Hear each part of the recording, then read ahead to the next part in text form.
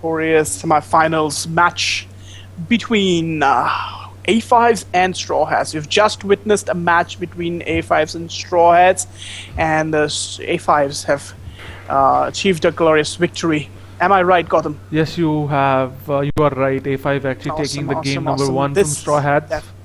Definitely. This is Robin Gupta casting with Gautam here, and we present to you the next match, Game 2, I believe. Yes, you are right. Let's have a quick look at the statistics because we've already seen some bans happening and we already have some picks.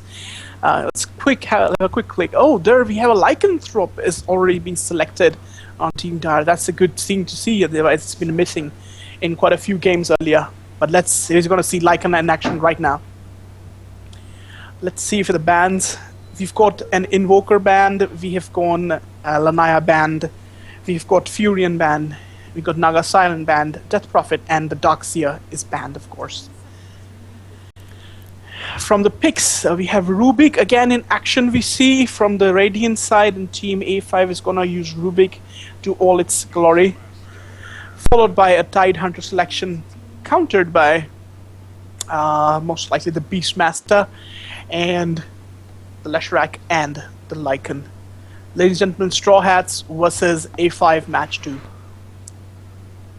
Gautam, you need to tell me about the first match. I little missed in this one. You need to just how did it go? Actually, Straw Hats started the match awesome. They right in the beginning of the game went in and got a kill. They got a gank. They were 3-0 within the 3 minutes into the game. But then after that, it just didn't work out too well for them, and they let A5 team just kind of sit back and farm up, and they got really strong. So because Straw Hats had the kind of their lineup was the lineup which you won't be running around and killing people and ganking and everything, but what they were doing was just sitting back and being defensive. On the other hand, the A5 team had a more tankish team, and they took advantage of the fact that Straw Hats weren't pushing through enough. They were not being aggressive enough, and A5 finally had enough money, and they had items, tier 3 items, and they just kind of came and destroyed everything. That's right. I was actually able to catch up in the later part of the game on your stream, and I saw the outcome of it. But then it was a very good effort, I'm sure, from both the teams, and I'm sure Straw Hats are in much better strategic planning in this match, and the team A5s are already prepped up with what they're supposed to do. We see Disruptor coming into action right now, so we're going to see some really early game kills by Disruptor. Let's see, Beastmaster, Disruptor. I mean, it's going to be a huge combination. It's going to be a good combination. So there might be some combo action again with Rubik and Disruptor happening if they're moving together. And let's see a lot of action this one. Let's see how the other ones are big. Oh, look at the bans, man. They've just banned the Mage and Akasha. Of course, the Queen. The Queen has been gaining favoritism in the recent games. She's been shining really bright with Team TA in action and F5, which is in a few matches earlier today. Do you remember? Definitely. I was there. We've been doing this since 2 o'clock in the afternoon. And I've seen Queen in every single game so far. So this will be the first time not having Queen in game. And even in game number 1 of Straw Hats versus A5, Queen was used and Queen was doing What amazes me in this game actually is the use of Lycanthrope, because Lycan has been usually the initial ban character, and Lycan is almost banned from almost every game. But now we have Lycan himself in the game, so I'm really excited how Lycan is going to perform. He's helped by Morph over there, and this game is going to be really exciting. Definitely, Morphling comes in, and let's see what Radiant is going to go ahead and pick instead of this. What do you think should be a good choice for Radiant right now? They definitely need a carry as for now, so a choice right now. It's hard to say. They could go for. It's really hard to say. Yeah. Windrunner. They got a lot of disablers here, but all they have to. Oh, there we have. Luna. They took Luna. Luna was actually recommended to me the last game. Really? by Manoj, and he said that I should play slightly easier heroes. He Absolutely. recommended Luna to me. Okay. Is Luna basically a carry? Yes, she is a carry.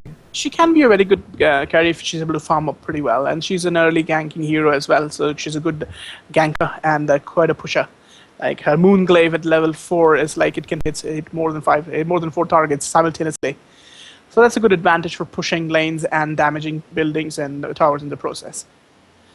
So here we have, ladies and gentlemen, the picks have been made, the bans have been made. Let me just give a quick introduction of the teams, of the characters playing. On Team Radiant, we have Luna, Moonfang, Rubik, Windrunner, Disruptor, and Tidehunter. On Team Dire, we have Morph, we got Beastmaster, we got Lycanthrope, we've got Leshrac, and Crystal Maiden. Leshrac being a common and popular choice among the players recently, and we have seen the use of Windrunner as well as Rubik. That's been proving to be very useful support heroes in all of the times. So, ladies and gentlemen, here we have a match startup with between StrawHatz and A5s. Giving you a quick intro, like who's controlling who. We have got A5 Mist controlling the Moonfang. The Striker controls the Windrunner. Jack controls Rubik.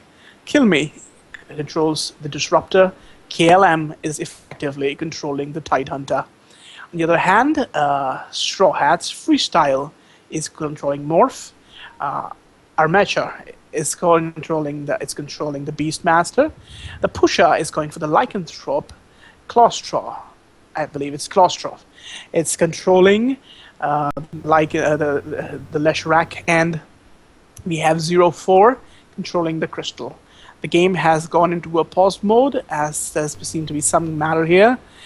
But while it has, the teams must have bought items. No, they have not. What could be the reason of the pause here? I have no idea. Right in the beginning, they're just like, let's pause this. Okay, we got some buying on the builds of builds by the Dire heroes. We got some basic tangos, basic. Oh, what have we here? Morph is going with the Wraithbane. It's a new thing.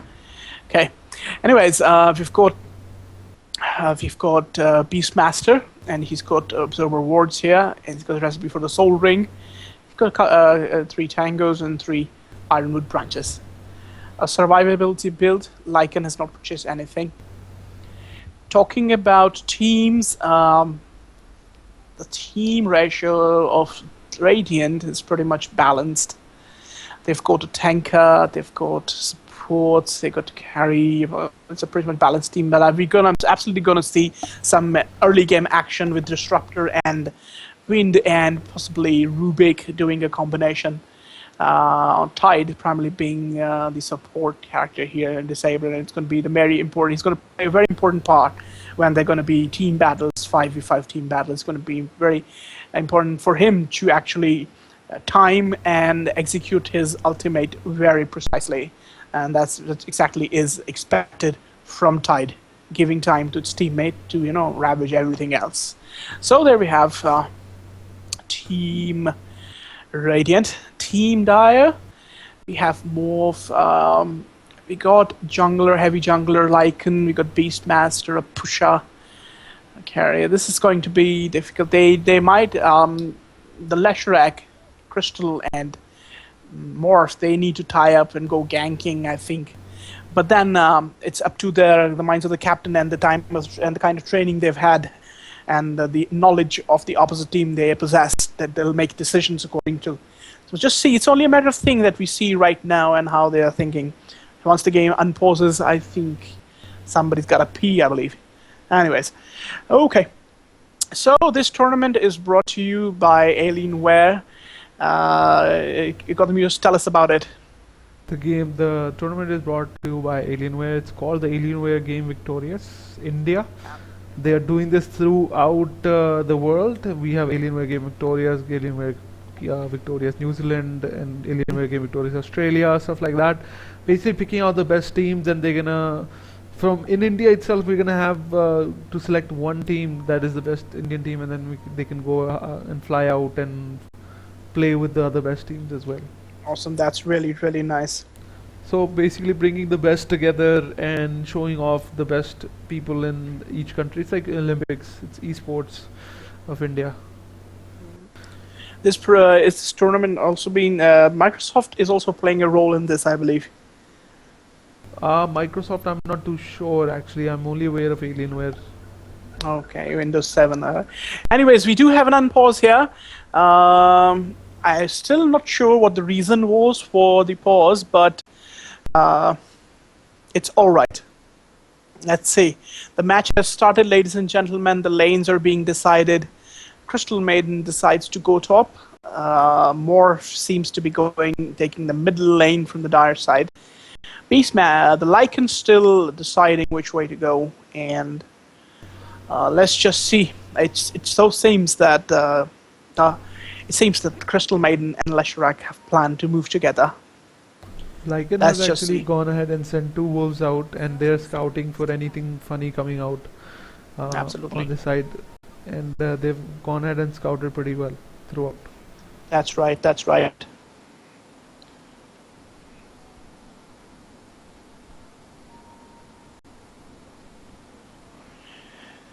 I've actually lost track of both of the wolves. Alright, Microsoft Windows 7 is also part of it. Just confirming on them. You need to get the thing clear, man. Microsoft is there, and Alienware is definitely there. So there we have, ladies and gentlemen, a beautiful tournament of match between Straw Hats and a match between A5 round 2. Previously, A5 claimed a huge win, and now we have round 2 starting right away. The Beastmaster just claimed an invisibility rune. Sensing the presence of Disruptor and Tidehunter, he just makes way for the bottom lane. Let's see, things looking big. They're just scouting. They're just scouting. Maybe he's gonna go for it. So there you go. There's blocking of creep spawns at this location. They're just trying to make things difficult for the Lycanthrope. And just blocking out creeps and all. Lycan is already farming in the top lane as we speak. I must say, I'm really excited to see Lycan in action, because it's been a long time I've seen in tournament like this and tournament of this magnitude Lycan being played. So here we have Lycan. I'm sure Pusher heads really well. On the top lane, let's see, we've got Windrunner going directly against the Leshrac. In the middle lane, we have a combo of Crystal Maiden, and we've got Morph playing against the Rubik. It's very good that Rubik is able to farm here well, and it's also important that Morph secures a good farm at an early part of game, so it can really shine bright in the later parts. Okay, in the bottom lane we have Tidehunter and Disruptor and Luna going against the Beastmaster. He seems to be pretty engaged behind the hermit, just waiting for the creeps to come back. He's playing a little safe here. However, Moon has been farming pretty well. Speaking of skills, the Luna has just skilled up on Leeson Beam, and she's skilled up on Lunar Blessing. So that's a good part here. Lucent Beams in conjunction with the Eclipse can be devastating against matchup against encounter with enemy heroes, especially when there is no creeps around. So let's hope for a good game here. Everybody seems to be farming up pretty well. Leshrac, on the hand, is facing some HP issues. It's almost down to 65% of health. Windrunner is farming up well. All the teams are determined to put up a good show. Okay, ladies and gentlemen, bottom. We have a gank attempt on Rubik. There might be a first kill. You just tried to go away. Morph might claim it. Yes, absolutely right. Morph just claimed a Rubik. An excellent gank by Crystal Maiden, although she's down to approximately 20% or maybe 30% of health, but then she very well managed to initiate a gank on Rubik, thereby allowing Morph to have a kill, which is absolutely required at this point of time. Very good kill, first kill to Straw Hats. Well done. Okay, bottom lane, let's check it out. Bottom lane, Beastmaster seems to be here, run by all three here. Gush, and Gush followed by, actually, the Disruptor is going to take him out. The Disruptor is definitely going to take him out. I'm sure the Titan is going to gush him again. Seems to be sort of mana right now. I don't know. I'm sure it's gonna get the disruptor tries to stop him again. He's just using his electrical field. Oh, there it goes. Luna successfully claims the kill. I wonder why could he do that? Like how did he just get into that position in the first place? Yeah, he was for some reason in the enemy behind enemy lines. Knowing the Definitely, fact that there's 3 people there. Absolutely, absolutely. I think there is a desperation of having some farm, some sort. I don't know. And I seem to missed that one, but still, there was a good chase and a kill by Luna, assisted by a disruptor and a Tidehunter, done executed beautifully. Sunstrike in the kinetic field. All right, so the farm goes on in the middle lane, and Morph and Crystal are planning something. Oh, they're planning another gank on Rubik. Rubik senses the gank and just tries to go away. The strat is actually making Rubik stay away from the farm while Morph can farm up pretty easy. So there he goes. As Crystal Maiden tries to stop her, Rubik in a desperate attempt tries to draw off the Crystal Maiden, and he actually succeeds. And as we speak of this, the Lycanthrope is continuing to creep, continuing going the NC and going the farm in the jungle, which is absolutely essential for Lycan right now. I wonder what he's waiting for.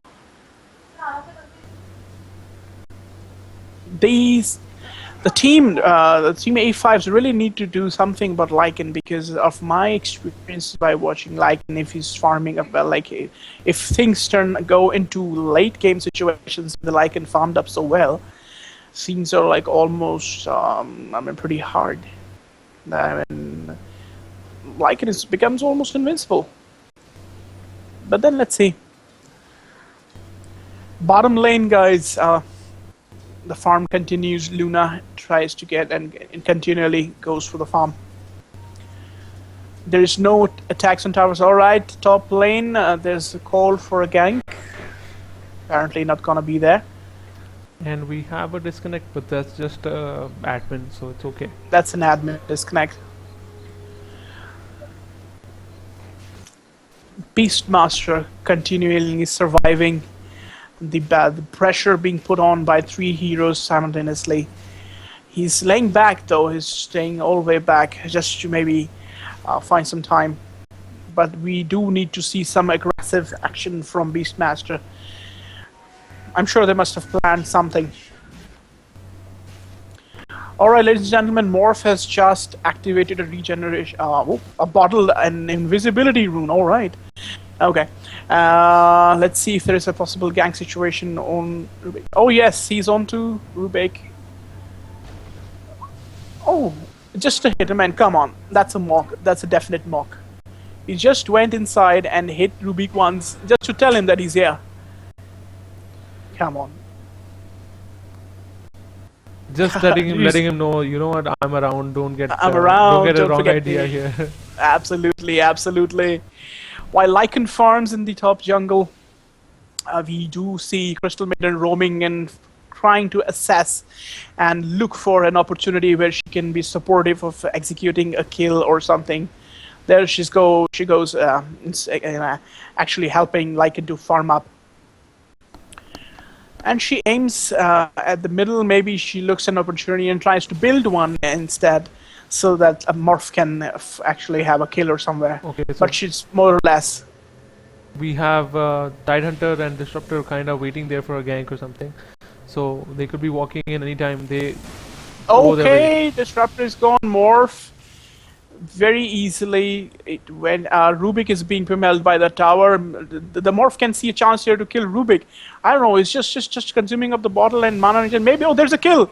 Excellent play, excellent play. There's beautiful. This is the kind of reversals which Morph can always send in. All of them. Oh, there's another kill. Now we have a double kill by Morph. He just killed the Disruptor. I mean, this is absolutely good for Team Straw Hats to achieve such a good killing positions. So score is 1-3 for now. Let's check out some statistics.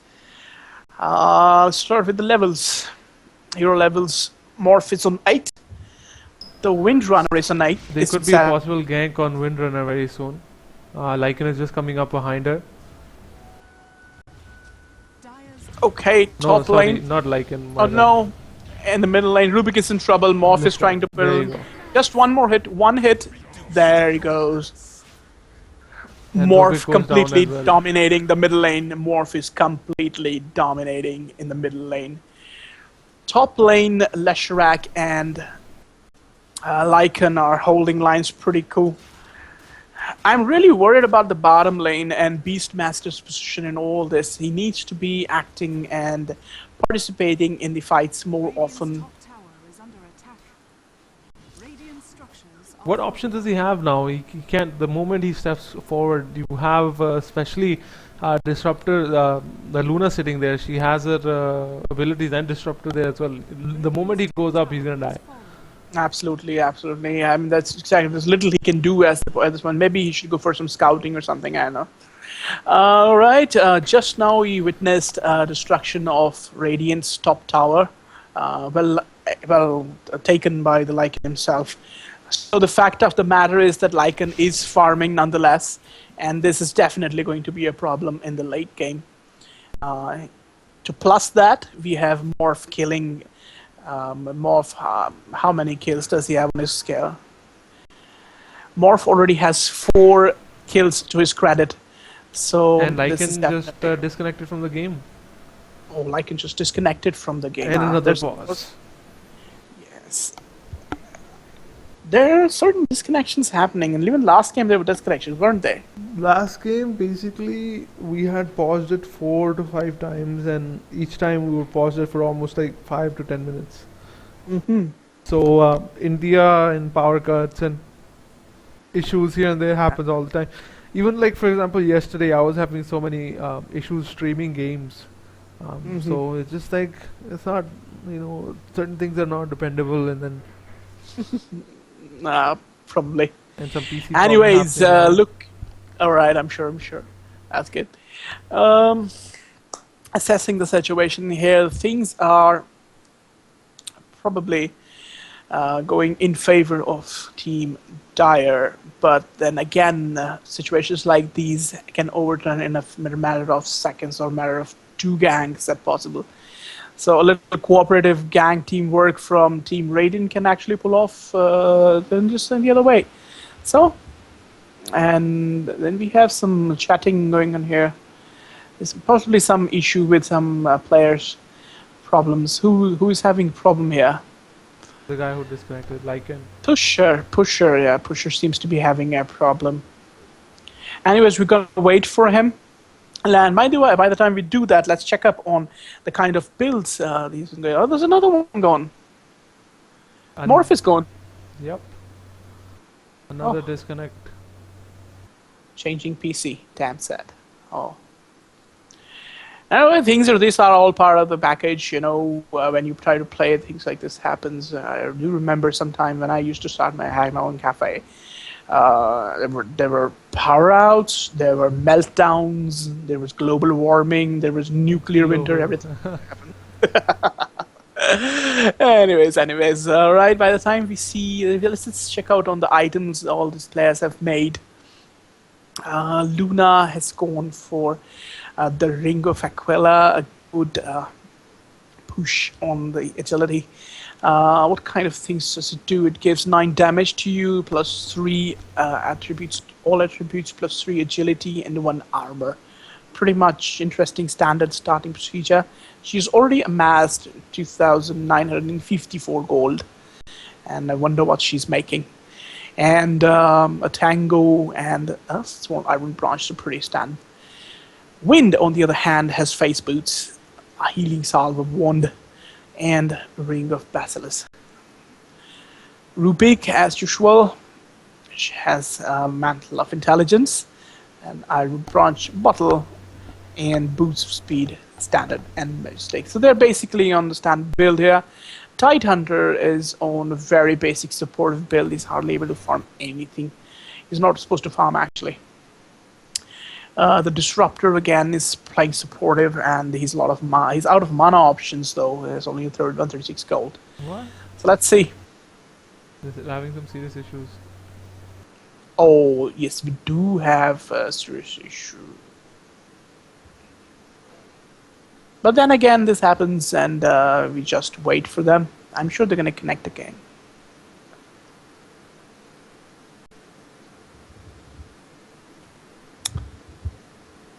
Oh my god. He said we can only reload the game if it's 10 minutes. It's 10 minutes and 5 seconds.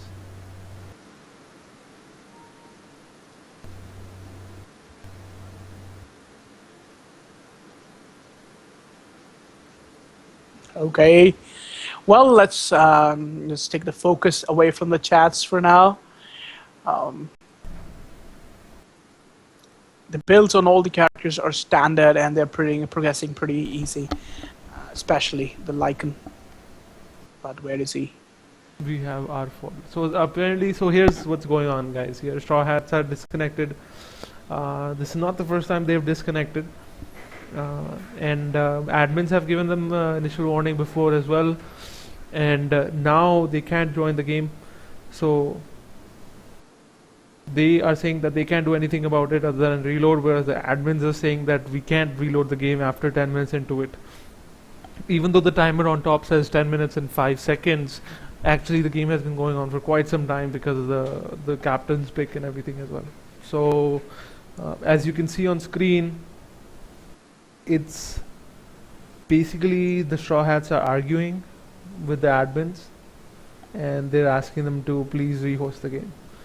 So I will just leave it out to the admins, and I cannot make any decisions on their behalf. Admins know how to do everything best.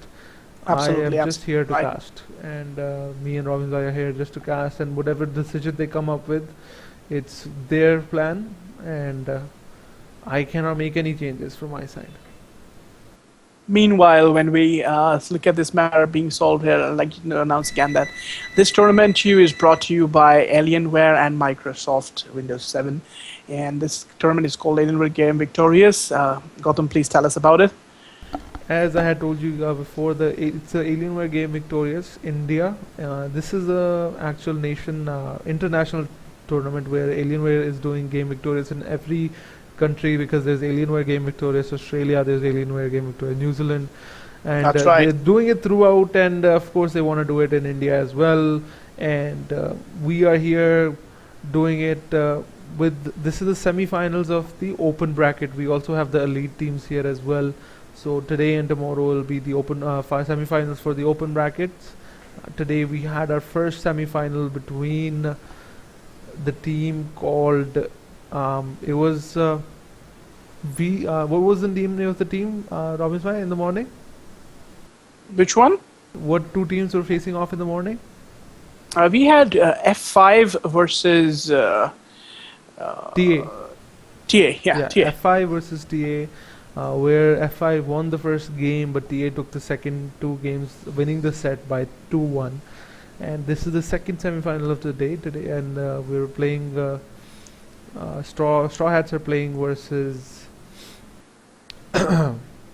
what's it called? Straw Hats plays versus A5 right yes, now. A5. All right, I'm just the situation like this just tells us how human we are. Just it's even a game. Okay, people trying to convince that no, it's not a fault, and you must start the game again, or then they're saying to reload at the same point of time. They're arguing about it, assessing. They know the positives and negatives of the situation and what kind of outcome it's going to come up with. So the thing is, it only shows how even still we are playing a game, but we still the human touch into it is brought to you by elements like these. You know, the kind of frustration builds, the kind of agony that builds up, a little bit of craze as well, and a little bit of aggression. That's what it is.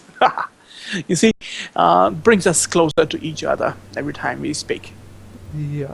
And So it's taking more time here, and it's taking a little more and more time. Okay, it's way okay. It's assessing let's just see the basic situation of condition of the game. They're insisting on having a reload. Still to decide. It's strictly an admin decisions. yeah, I would have to say if here's the thing now.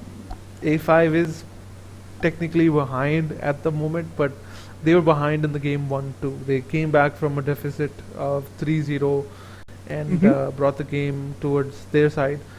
This time again they're behind. Straw Hats were having issues of pauses in game 1 as well, so now basically we're waiting for admins.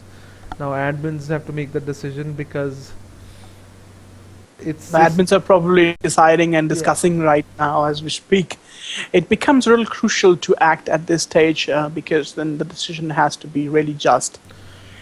But we do understand the intellect of the admins. I'm sure they're going to come up with something which is going to be benefit to all.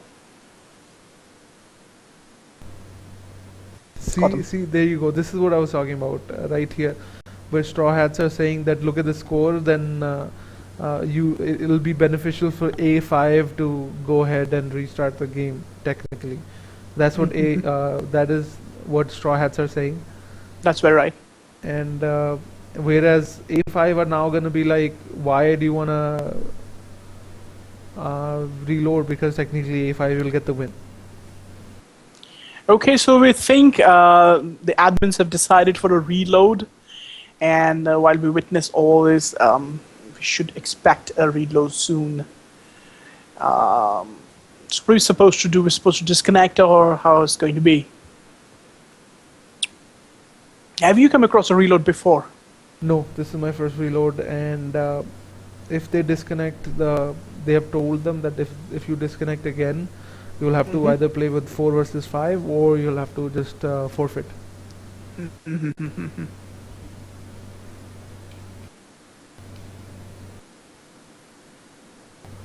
There we go. Time to click disconnect. Okay, so we're disconnecting, and We'll be rehosting the game, so I'm gonna just reset the stream again. So we don't have to, because if it was to go on YouTube or anything like that. right. We're just gonna throw away all the previous stuff out of the window, and we're just gonna restart the stream fresh. Okay, well said. And I'll try to bump up the quality of the stream and see how that works out as well. If the frames start dropping, then I'll just go ahead and put it back. Broadcasting is